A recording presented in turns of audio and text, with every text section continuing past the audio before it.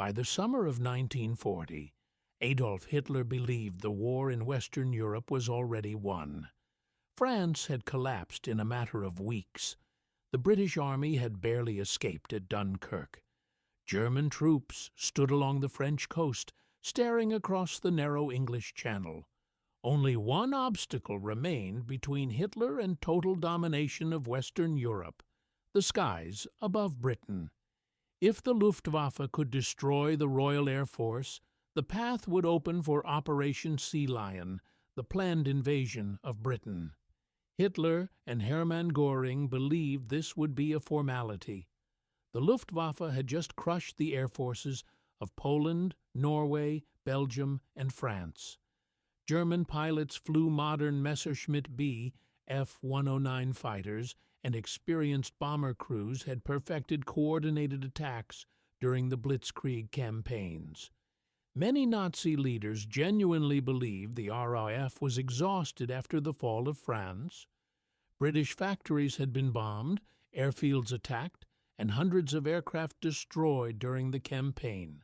Intelligence reports reaching Berlin suggested Britain had little left to defend itself. Göring promised Hitler that the Luftwaffe would eliminate the RAF in a matter of weeks. The German High Command expected a quick and decisive aerial campaign. Instead, what followed would become one of the most important turning points of the entire Second World War. The Luftwaffe opened its campaign in July 1940 with a series of probing attacks across the English Channel. German bombers targeted shipping convoys and coastal radar stations, while fighter escorts searched for British interceptors. The Germans believed they needed to lure the RAF into the air and destroy it in large numbers. At first, the strategy seemed to work.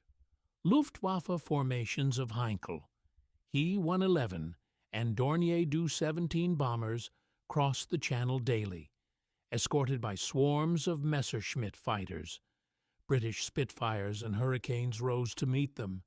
Fierce dogfights erupted above the Channel and southern England. German pilots were confident. Many had already survived intense combat in earlier campaigns and believed they were superior to their British counterparts. Yet they quickly encountered something unexpected. British fighters seemed to appear exactly where the German formations were heading. Again and again, RAF squadrons intercepted incoming bombers with remarkable precision. The Germans had assumed British radar installations were primitive and ineffective. In reality, Britain's chain-home radar network provided early warnings that allowed RAF commanders to scramble fighters at the exact moment needed. German pilots began noticing the pattern almost immediately. They could not cross the Channel without being detected. What should have been a chaotic defensive response instead looked organized, controlled, and surprisingly resilient. The Luftwaffe had entered the battle expecting to destroy the RAF quickly. Instead, they were flying into a system designed specifically to counter them. Throughout August 1940, the Luftwaffe intensified its attacks, launching massive raids against British airfields and radar stations across southern England. German commanders believed the key to victory was destroying RAF fighter command on the ground. Bombers targeted runways, hangars, and aircraft repair facilities, hoping to cripple Britain's ability to launch fighters. The fighting became relentless. On some days, more than 1,000 aircraft filled the skies over England. Waves of bombers crossed the Channel in tight formations, while Messerschmitt fighters circled above them like protective shields. British radar stations detected the raids hours in advance, and Fighter Command responded with carefully coordinated interceptions. Squadrons were scrambled from different airfields in sequence, allowing fresh pilots to enter the battle while others returned to refuel and rearm. The system worked with remarkable efficiency. Although RAF pilots were often outnumbered, they rarely faced the full strength of the Luftwaffe at once. Instead, they attacked bomber formations in waves, forcing German escorts to constantly react. The sky above southern England became a swirling battlefield of contrails, tracer fire, and falling aircraft. Both sides suffered heavy losses. German bombers were particularly vulnerable when separated from their fighter escorts. Yet despite the damage inflicted, the RAF refused to collapse. Airfields were bombed repeatedly, but repaired within hours. Replacement aircraft continued rolling out of British factories. Pilots from across the British Empire joined the fight, including volunteers from Canada, Australia, Poland, and Czechoslovakia.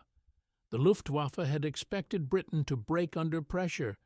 Instead, the defense grew stronger with every passing week.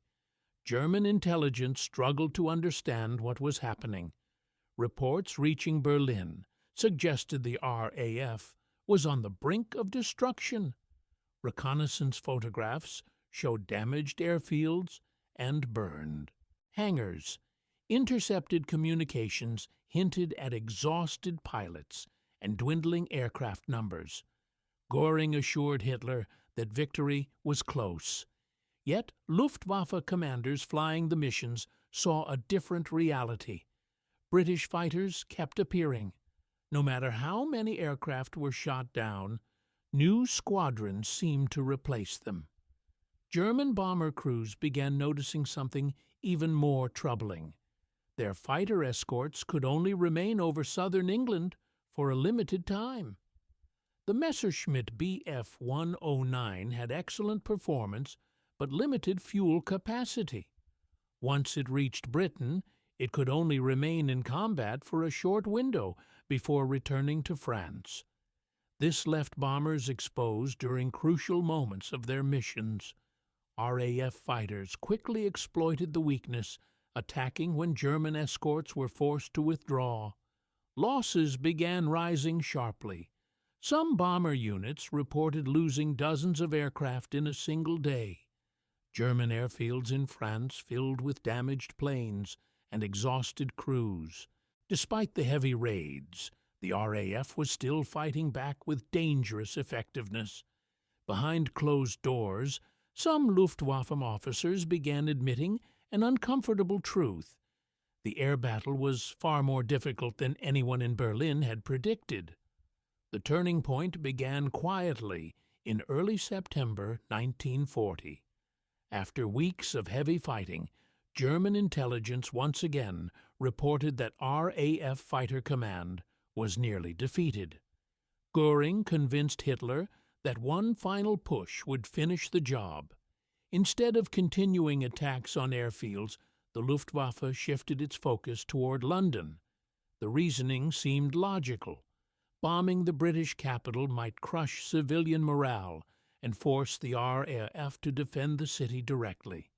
German leaders believed this would provoke a decisive battle in which the remaining British fighters could finally be destroyed. On September 7th, hundreds of German bombers crossed the Channel and headed straight for London. The attack shocked the city.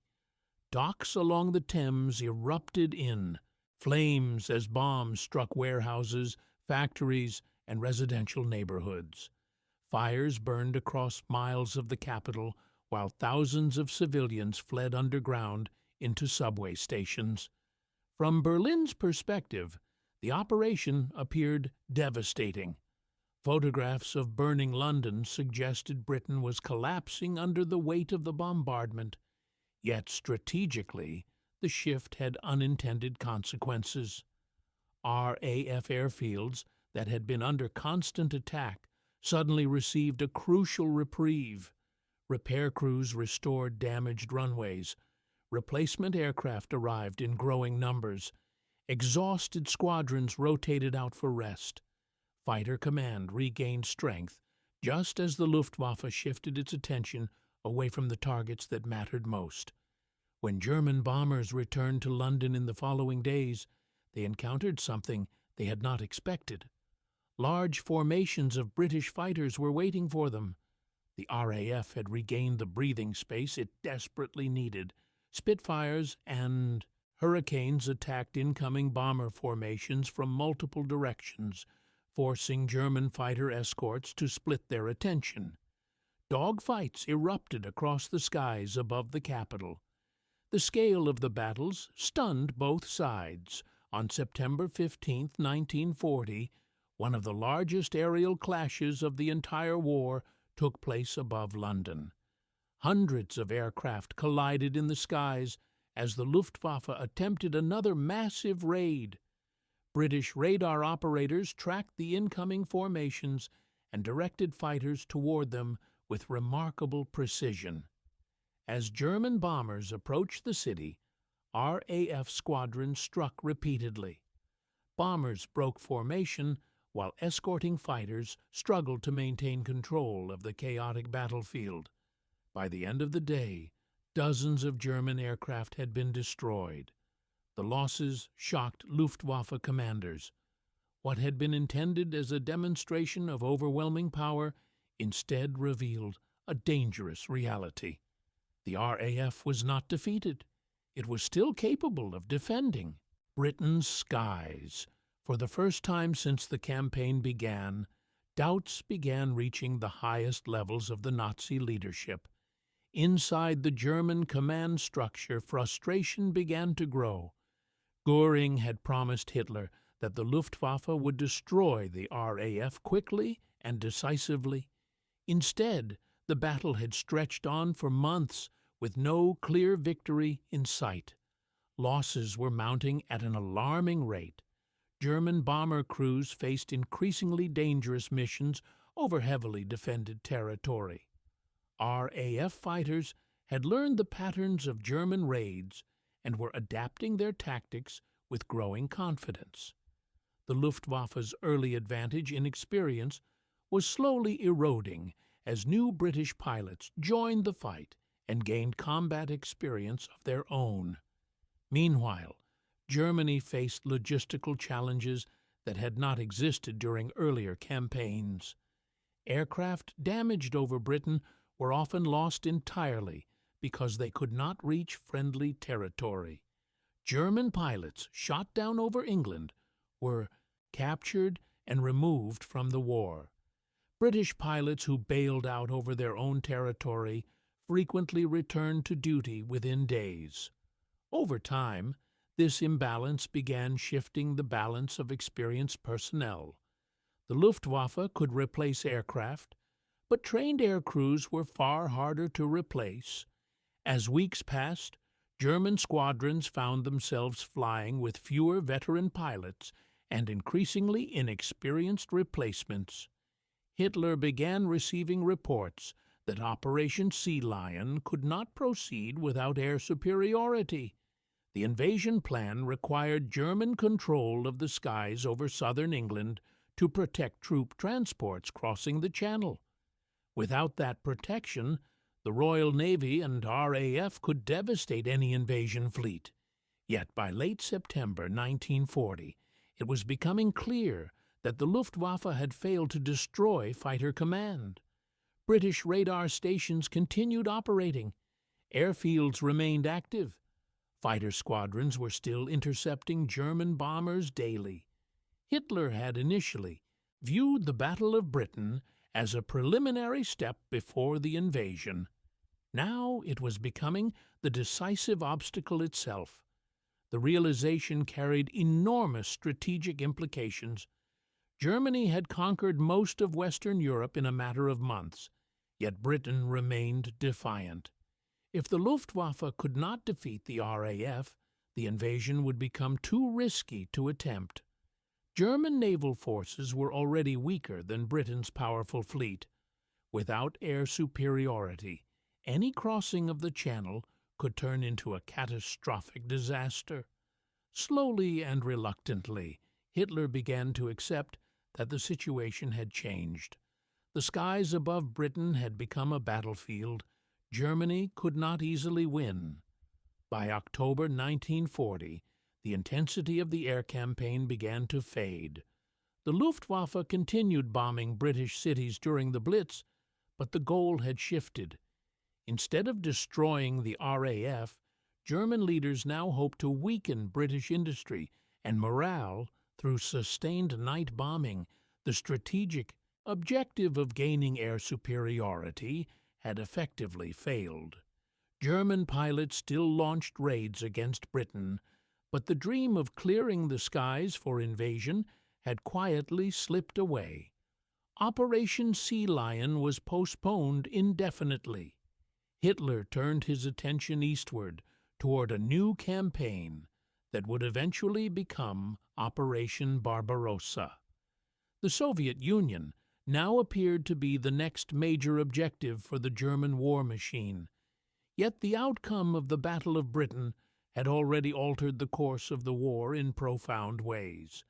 Britain remained unconquered and continued serving as a base for Allied resistance against Nazi Germany. From its airfields and ports, future invasions and bombing campaigns would eventually be launched against occupied Europe. The Luftwaffe's inability to defeat the RAF had prevented Hitler from eliminating one of his most determined enemies. For Hitler personally, the moment carried a deeper realization. The Luftwaffe had been one of the most powerful symbols of Nazi military strength. It had played a decisive role in the rapid victories of the early war years, yet over Britain that dominance had been challenged and ultimately broken. The German Air Force had not been destroyed, but it had failed in the mission that mattered most. British radar, fighter coordination, industrial production, and determined pilots had combined into a defensive system the Luftwaffe could not overcome. When Hitler understood that the skies above Britain would remain contested, the entire strategic picture of the war changed. Germany would now face a prolonged conflict against an enemy that refused to surrender. Britain's survival meant that the war in Europe would continue, drawing in more resources, more battles, and eventually more nations. The moment Hitler realized the Luftwaffe had lost control of the sky was not marked by a single dramatic announcement. It emerged gradually through reports, losses, and failed expectations, yet its consequences were enormous. The Battle of Britain had proven something the world had not yet fully believed. Nazi Germany could be stopped.